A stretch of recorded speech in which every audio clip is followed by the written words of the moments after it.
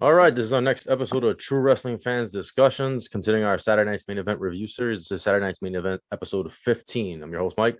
I'm Frank. Let's get into this one, man. This was the aftermath of the main event to build up to WrestleMania. And they actually did mention the tournament throughout the card here. They had mentioned that Hogan and Andre would meet in the second round. They did kind of hint at Savage and DiBiase how they could meet in the somewhere in the tournament. So if you didn't know back then that Savage was being pushed for royalty here, but as Right, you right, look right. at it now, you go, okay, this is definitely a setup with the four of these guys: Hogan, Andre, DiBiase, and hmm Savage. So this was March 7th, 1988. They aired it 5 days later. Why they didn't just go live, I have no idea. Well, Because Saturday Night's Main usually, Event wasn't live. Only the main event was live. excuse me. I just thought it was funny because it's like 5 days later it was aired. From Nashville, Tennessee, roughly 10,000 people on hand. It was kind of a weak crowd for this one. But I noticed as I was going through some of the ones going forward that the crowds weren't exactly jam packed. You know, they weren't drawing as much. Anyway, the crowds were anywhere from 6 to 10,000 fans. So Yeah, that could be just they did it in smaller arenas. I'm not really sure. I'd have to look at which arenas they were using. So I don't know. yeah, this was the Nashville Memorial Coliseum or something. I did There you go. They probably filmed whenever they could, Like I don't really know the behind the Yeah, scenes. But I did like how Vince and Jesse were talking about what happened on the main event, and Jesse was saying the footage was doctored. We're not watching any doctored footage here, and we don't use instant replay. And then when he sees the footage, he's like, "Yeah, well, we don't use instant replay anyway."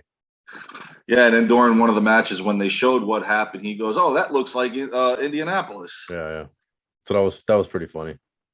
So the opening match of the night was a match that uh, was kind of long in the making of as far as a tag team breaking up. Brutus the Barber Beefcake and Greg the Hammer Valentine, hmm formerly of the Dream Team. I mean, they fought on house shows and stuff, but as far as having a televised match between the two, this was the first. The match wasn't bad. Long, kind of long though, right? Didn't you think it was kind of Yeah, it long? was. It was 9 minutes. I mean, it was trying to, I guess, build Brutus Beefcake as a singles competitor. Greg Valentine. Well, Greg Valentine was always a slow worker. They always said it takes him 45 minutes to get going in a match. I mean, that guy really works slow. So, I mean, Brutus, kind of, had to pick up the pace with him, and he got the victory in this. And at least he got to cut some hair. If you notice, he got Yeah, Greg Valentine's yeah. hair, First he had the but little scissors, and then he got and then he got the big went to ones. go get the big ones. But the one thing I enjoyed during this match was the setup to WrestleMania. All of a sudden, out of nowhere, here comes the Honky Tonk Man Yeah. coming out, belittling Brutus Beefcake, had the Intercontinental title on. So this was they started the build up to for the title match between these two, which I thought was cool. Um, Nothing really wrong in this match. I mean, everything was pretty good. Beefcake gets the victory, and like I said, he got a lock of Valentine's hair, which is always good. Then he tried It to was cut good. Jimmy's hair, but unfortunately, he didn't get the little And rat. Brutus was over at this point. Oh yeah, The big fans time. were getting starting to get behind him, so It's just he had the dark cloud over him yeah, over the later next two on. years. Yeah. Anytime he got a title shot, I mean, unfortunately. But in any event, the next match I thought could have been better than what it was. And you talk about in the '80s, two icons actually going at it.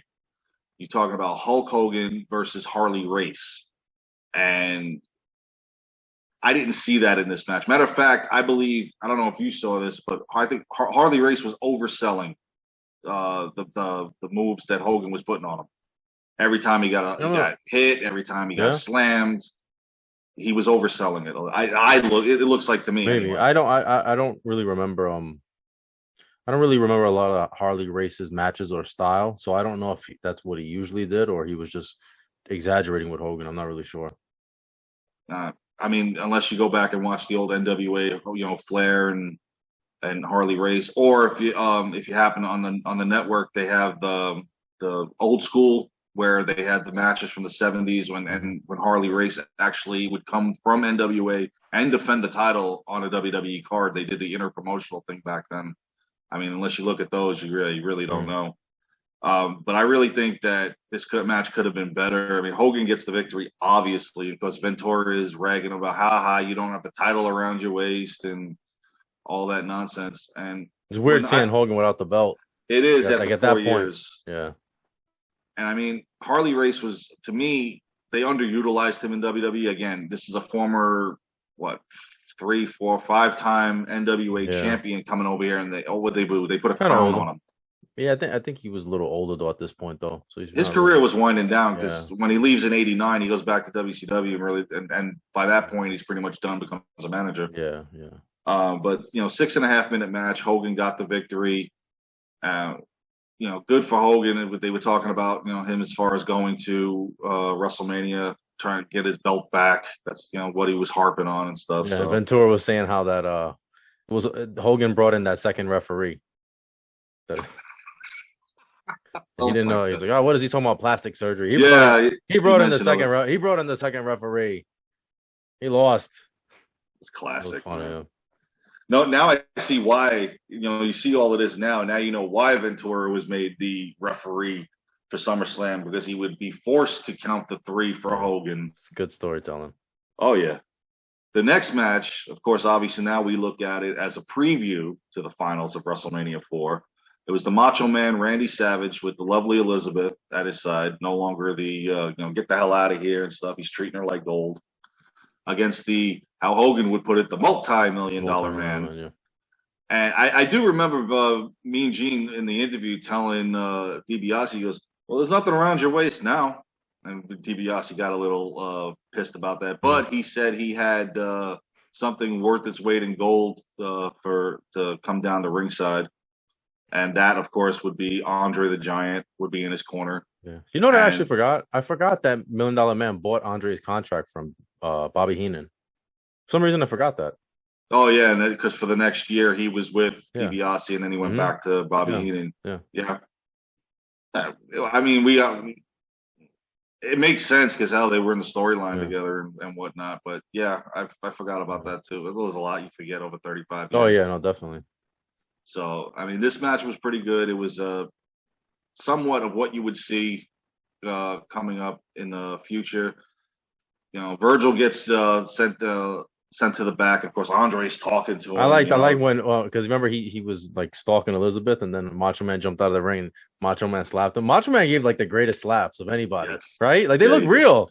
Like it looked like there was meaning behind the slaps, Oh yeah, I was waiting for him to actually give one of those slaps to Andre. I'm like, yeah, go ahead and do it to him and see what happens. Yeah. It's not gonna work out too good. I thought it was cool because Andre's, patting Virgil, pretty much telling him, all right, get the hell out of here. Yeah. We got business to attend to. Goodbye. Yeah, goodbye. I got this. And of course, finally, Elizabeth can't take it anymore. She goes to the back, and they're like, "Where's she going?" Because of all the outside interference. That's why with Andre, Andre was beating him up. She can't take it anymore. Yeah, and DiBiase would distract the referee. Oh, I loved it. DiBiase's like bringing him over. Oh, come here and look at this turnbuckle over here. Meanwhile, Andre's beating the hell out of him. Hebner. It was Hebner too, right? Yeah.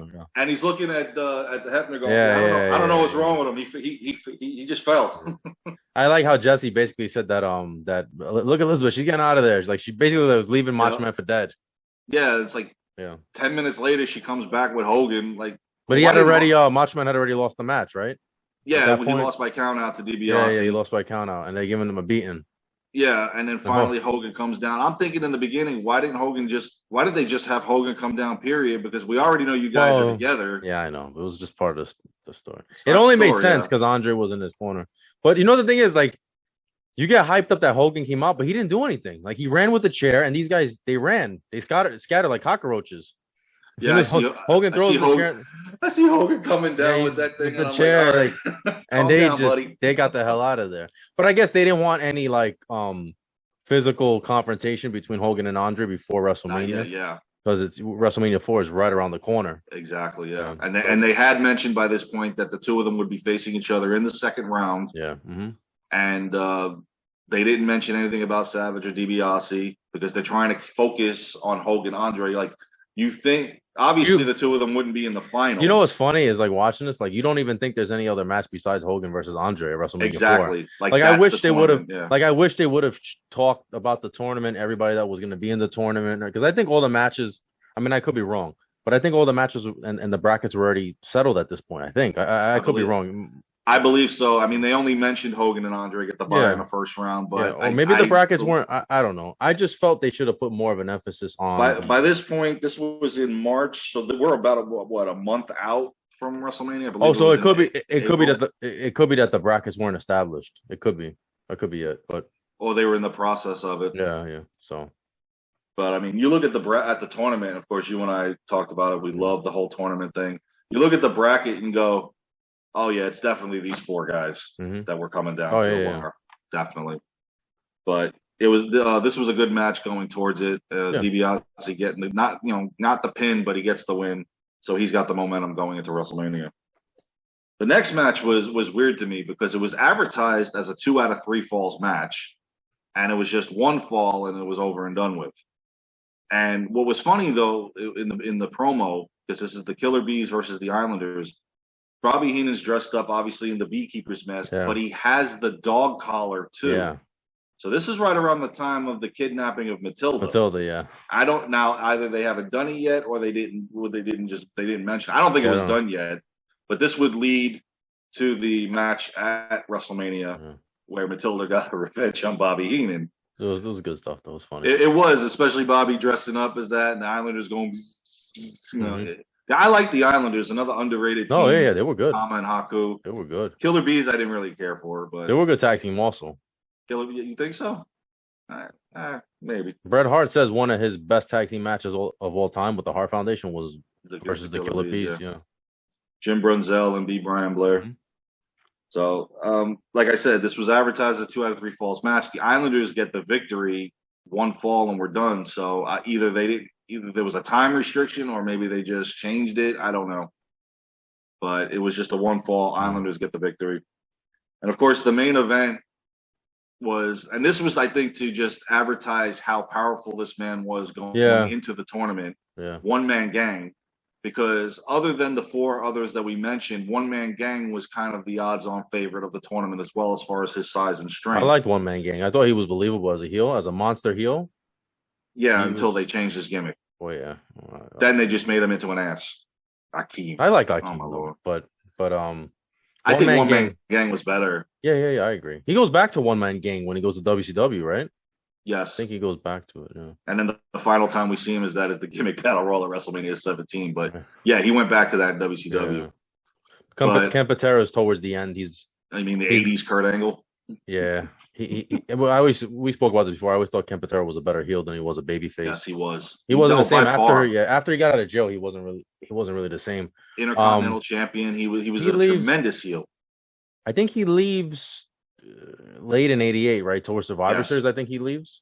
Mm-hmm. They were trying to rebrand him. Yeah, they were trying to rebrand him, and it was over. Yeah, he wasn't even moving. He couldn't even really move. I felt too. Like, did you see him the way he moved in the ring? I don't know if maybe injuries or older. Something about that arm, the brace he had on there. This whole match was based on the fact that they allegedly made fun of his son who was in the Olympics. Or whatever that was. That's where this match came from. I mean, and this was literally 3 minutes 47 seconds. And it was kind of it was kind of an awkward finish too, right? Didn't you feel like that? Yes. The finish felt awkward and kind of rushed. I think so. Then, it wasn't supposed to happen that way. Yeah, and then One Man Gang attacks. He attacks Patera after the match, but then Patera makes kind of like a comeback. But the match is already over. He already lost. Yeah, and then he was going to go for the slam. He was good, and he went up for the slam. And Slick stopped him. I always like Slick. I love him. Underrated manager, man. Yes, definitely. Very underrated. Man. I loved him. I love all the managers. I wish they would go back to that format. Yeah, you'll never get guys like that again. Yeah. But yeah, this was probably, if it was supposed to go this way, then this was them showing One Man Gang's dominance. Yeah, how big he was. He's a threat. Going into the tournament because. I believe, he made it to the semifinals, if I'm not mistaken, and it was the disqualification of the reason why he got eliminated. But overall, I mean, this was average. This was a build-up to WrestleMania 4 with these 4 guys, so it wasn't bad. It was okay.